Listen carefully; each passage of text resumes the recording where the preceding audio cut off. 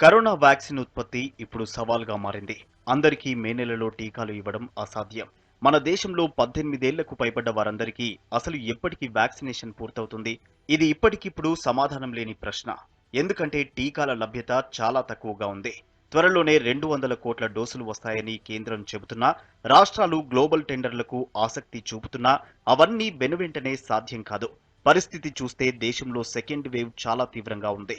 అంతకు ముందు కంటే వేగంగా వ్యాపిస్తూ ప్రాణాల మీదకు తెస్తోంది కరోనా వైరస్. జనజీవనం ఆగిపోకుండా ఈ వైరస్ కు చెక్ పెట్టాలంటే వ్యాక్సినేషన్ ఒక్కటే మార్గం. టీకాలను పెద్ద ఎత్తున అందుబాటులోకి తెచ్చేందుకు కేంద్ర ప్రభుత్వం ఆప్షన్స్ అన్నిటినీ వినియోగిస్తోంది. టీకాలకు పేటెంట్ వద్దని ఇప్పటికే సౌత్ ఆఫ్రికాతో కలిసి భారత్ క్యాంపెయిన్ కూడా చేస్తోంది. ఇందుకు అమెరికా సహా 100 దేశాలు మద్దతు కూడా ఇచ్చాయి.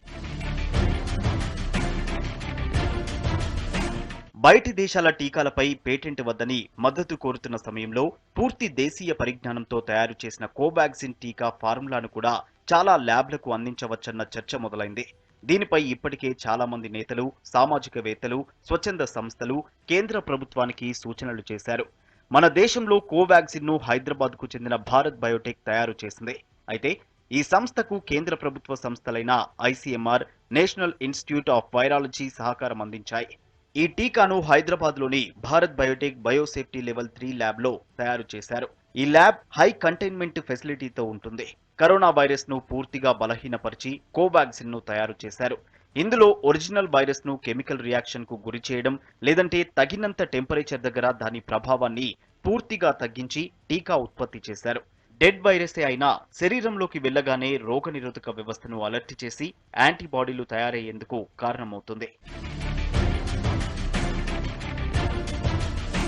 ఇనాక్టివేటెడ్ వ్యాక్సిన్ టెక్నాలజీ ప్రపంచంలో ఎప్పటి నుంచో ఉంది. అయితే కొత్త వైరస్ ను ఏ స్థాయి వరకు బలహీనపరిచి ఎంత మోతాదులో ఇవ్వాలో, అవి మనుషులపై ఎలా పనిచేస్తున్నాయో ట్రయల్స్ ద్వారా తెలుసుకోవడం కీలకం. ఇనాక్టివేటెడ్ వ్యాక్సిన్ టెక్నాలజీతో seasonal flu, polio, pertussis, rabies, మెదడువాపు తదితర వ్యాధులకు టీకాలు తయారు చేశారు. ఈ టెక్నాలజీ ప్రత్యేకంగా ఇతరులకు చెప్పక్కర్లేదు. అర్హత, అనుభవమున్న ఏ ల్యాబ్ అయినా సంబంధిత శాఖల నుంచి పర్మిషన్ తీసుకుని తయారు చేయడం, ట్రయల్స్ నిర్వహించడం చేయవచ్చు. అయితే అధికారికంగా కోవాక్సిన్ తయారు చేయడం, పంపిణీ చేయడంతో అదే ఫార్ములాను వాడి వేగంగా టీకాలు ఉత్పత్తి చేయవచ్చన్న ఆలోచనతో ఫార్ములా షేరింగ్ ఆప్షన్ తెరపైకి వచ్చింది. కోవాక్సిన్ టీకాలో ఇమ్యూన్ పొటెన్షియేటర్స్ ను తగినంత మోతాదులో కలిపి ఇస్తున్నారు. ఈ ఇమ్యూన్ పొటెన్షియేటర్స్ తో ఇమ్యూనోజెనిసిటీని బూస్టప్ చేయడానికి వాడతారు. ఈ ఫార్ములా అంతా ఇచ్చేందుకు భారత్ బయోటెక్ ముందుకొచ్చింది. ఈ విషయాన్ని నీతి ఆయోగ్ సభ్యుడు వికే పాల్ తెలిపారు. నిజానికి Pfizer, Moderna, Johnson and Johnson, AstraZeneca vaccine తయారీదారులు ఫార్ములా షేరింగ్ పై భిన్నాభిప్రాయాలు వ్యక్తం చేస్తున్నారు. టీకా తయారీలో ఆయా సంస్థలకు, ఆయా దేశాలు ఆర్థికంగా, సాంకేతికంగా ట్రయల్స్ విషయంలో పూర్తి స్వేచ్ఛా సహకారం ఇచ్చాయి. ఇప్పుడు కష్టకాలంలో ఫార్ములా ఇతరులకు ఇవ్వాలని అంటున్నాయి. అయితే తాము తీసుకునే భద్రతా చర్యలు ఇతరులు తీసుకోకపోతే నష్టమే ఎక్కువగా ఉంటుందన్న అనుమానాలను కొన్ని వ్యాక్సిన్ కంపెనీలు వ్యక్తం చేస్తున్నాయి. కోవాక్సిన్ టీకా ఫార్ములాను ఇతర సంస్థలకు బదిలీ చేయడానికి తయారీ సంస్థ భారత్ బయోటెక్ ఒప్పుకోవడం కీలకమైన విషయం.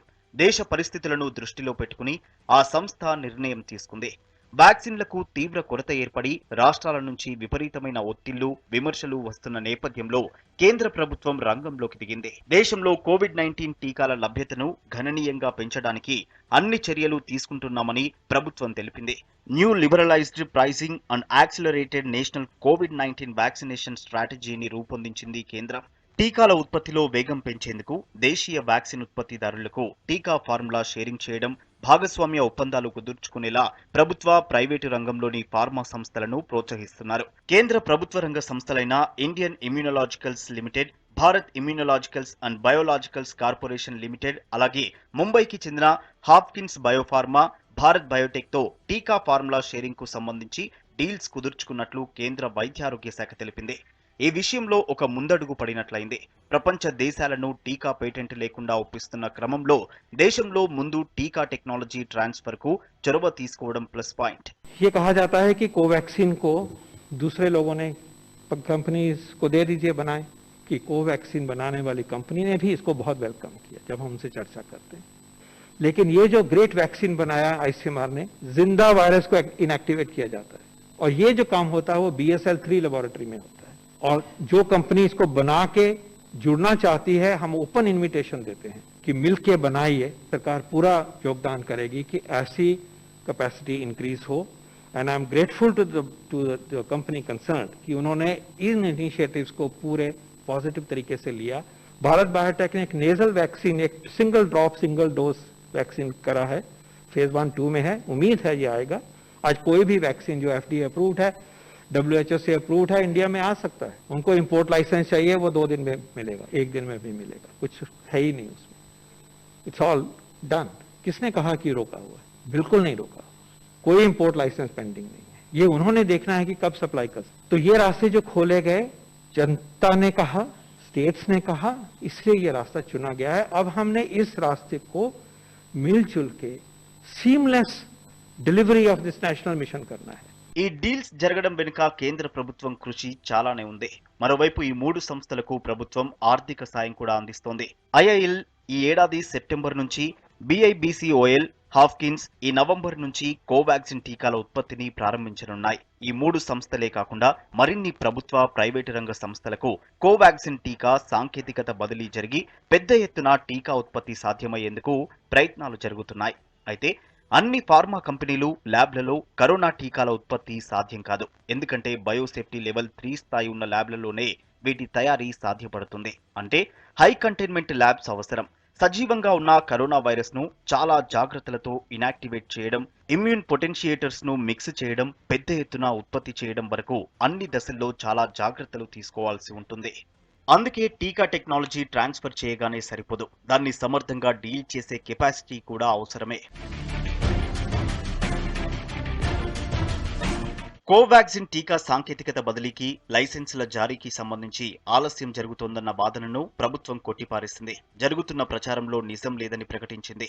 విదేశాల్లో రూపొందిన, విదేశాల్లో ఉత్పత్తి అవుతున్న కోవిడ్-19 టీకాలను భారత్లో వినియోగించేందుకు వీలుగా కొత్త విధానాన్ని ప్రారంభించింది కేంద్రం.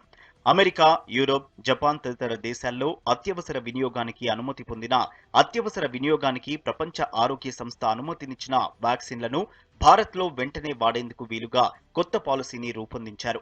వెంటనే వాడుకునేందుకు వీలున్న విదేశీ వ్యాక్సిన్లను కేంద్ర ప్రభుత్వం ద్వారానే కాకుండా రాష్ట్ర ప్రభుత్వాలు, ప్రైవేటు ఆసుపత్రులు సొంతంగా సమకూర్చుకునే వీలు కూడా కల్పించామని కేంద్రం అంటోంది.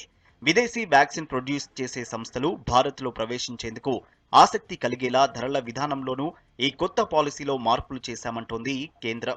మరోవైపు మోడెర్నా, ఫైజర్ తదితర విదేశీ టీకా ఉత్పత్తిదారులతో కేంద్ర ప్రభుత్వం చర్చలు జరుపుతోంది. ఔషధాలపై పేటెంట్లను గతంలోనూ ఎత్తేసిన సందర్భాలున్నాయి. 2001లో WTO పేద దేశాలకు అందించే మందుల తయారీపై పేటెంట్లను ఎత్తేసింది. 2015లో ఈ ఎత్తివేతను పొడిగించారు. పేటెంట్లను పరిరక్షించడం ప్రభుత్వాల బాధ్యతే. కానీ కొన్ని ప్రత్యేక సందర్భాల్లో, ముఖ్యంగా కరోనా లాంటి టైంలో పేటెంట్లను పక్కనబెట్టి ప్రజల కోసం నిర్ణయాలు తీసుకునే ఛాన్స్ ఉంది. ఎమర్జెన్సీ పరిస్థితుల్లో కంపల్సరీ లైసెన్సింగ్ ను జారీ చేయడానికి WTO కూడా ఒప్పుకుంటుంది. పేటెంట్ కలిగి ఉన్న సంస్థకు తగిన పరిహారం చెల్లిస్తే సరిపోతుంది. ఇలా జరిగిన సందర్భాలు గతంలోనూ ఉన్నాయి. కోవాక్సిన్ ను ఉత్పత్తి చేయాలనుకునే ఫార్మా కంపెనీలను ఆహ్వానిస్తున్నామని నీతి ఆయోగ్ సభ్యుడు VK పాల్ తెలిపారు. తద్వారా టీకాల ఉత్పత్తి పెరిగి దేశీయంగా వాటి లభ్యత ఎక్కువ అవుతుందంటున్నారు. ఇతర ఫార్మా కంపెనీలతో సాంకేతికత బదిలీకి భారత్ బయోటెక్ కూడా సిద్ధంగా ఉందన్నారు. నిజానికి వ్యాక్సిన్ల తయారీలో BSL-3-4 ల్యాబ్స్ కీలకంగా ఉంటాయి. ఇవి అన్ని కంపెనీలకు సాధ్యపడదు. ఎందుకంటే మెయింటెనెన్స్ ఎక్కువ ఉంటుంది. బయట నుంచి లోపలికి, లోపలి నుంచి బయటకు సూక్ష్మజీవులు వెళ్లకుండా డీల్ చేస్తారు. చాలా హైజెనిక్ గా వ్యవహారం ఉంటుంది. ల్యాబ్లలో బయోసేఫ్టీ లెవెల్స్ ను BSL-1, 2, 3, 4 అని 4 భాగాలుగా డివైడ్ చేస్తారు. ల్యాబ్లో చేసే పనిలో సూక్ష్మజీవులతో కలుషితం కాకుండా చూస్తారు. బయోసేఫ్టీ లెవెల్ 1 ల్యాబ్లో రక్షణ బేసిక్ లెవెల్లో ఉంటుంది. అదే సమయంలో BSL-4 ల్యాబ్స్ ప్రపంచంలోనే అత్యంత హైజెనిక్ గా ఉంటాయి. ల్యాబ్ ఎన్విరాన్మెంట్, లోపలికి బయటకు వెళ్లే టైంలో ఉద్యోగులు, సైంటిస్టులు తీసుకునే జాగ్రత్తల ఆధారంగా ల్యాబ్ గ్రేడ్ ను నిర్ణయిస్తారు. మన దేశంలో ప్రస్తుతం 2 BSL-4 ల్యాబ్స్ ఉన్నాయి. ప్రాణాంతక, అత్యంత డేంజర్ అయిన సూక్ష్మజీవుల గురించి పరిశోధన సాగుతుందక్కడ. పూణేలోని నేషనల్ ఇన్స్టిట్యూట్ ఆఫ్ వైరాలజీ ఒకటైతే, మరొకటి భోపాల్లోని యానిమల్ డిసీజ్ ల్యాబొరేటరీ.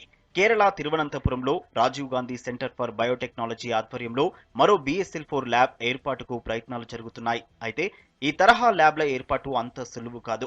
ఏర్పాటులో అంతర్జాతీయ స్టాండర్డ్స్ అవసరం. అదే సమయంలో ట్రైనింగ్ కు, మెయింటెనెన్స్ కు ఖర్చు కూడా భారీగానే ఉంటుంది. కేరళలో నిఫా, H5N1 సహా పలు రకాల వైరస్ల జాడ పెరుగుతుండటంతో అక్కడ BSL-4 ల్యాబ్ ఏర్పాటుకు ప్రయత్నిస్తున్నారు. బయోసేఫ్టీ లెవెల్ 3 ల్యాబ్స్ లో సులువుగా వ్యాపించే వైరస్, బ్యాక్టీరియాలతో పని ఉంటుంది. అందుకే ఆ స్థాయి జాగ్రత్తలు అవసరమవుతాయి. ఈ BSL-3 ల్యాబ్లలో పనిచేసేవారు మెడికల్ సర్వేలైన్స్ లో ఉండాలి. ల్యాబ్ లోకి యాక్సెస్ చాలా ఆంక్షలు ఉంటాయి. వాటిని ఎప్పటికప్పుడు మానిటర్ చేస్తుంటారు. రెస్పిరేటర్స్, PPE కిట్స్ తప్పనిసరి. బయోసేఫ్టీ క్యాబినెట్ లోనే అన్ని రకాల పరిశోధనలు చేయాల్సి ఉంటుంది. ఇక BSL-4 ల్యాబ్స్ లో అన్నిటికంటే ఎక్కువ జాగ్రత్తలు ఉంటాయి. మొత్తంగా ఫార్ములా షేరింగ్ చేయడం, ఉత్పత్తి చేయడం మాటల్లో చెప్పినంత సులువు కాదు.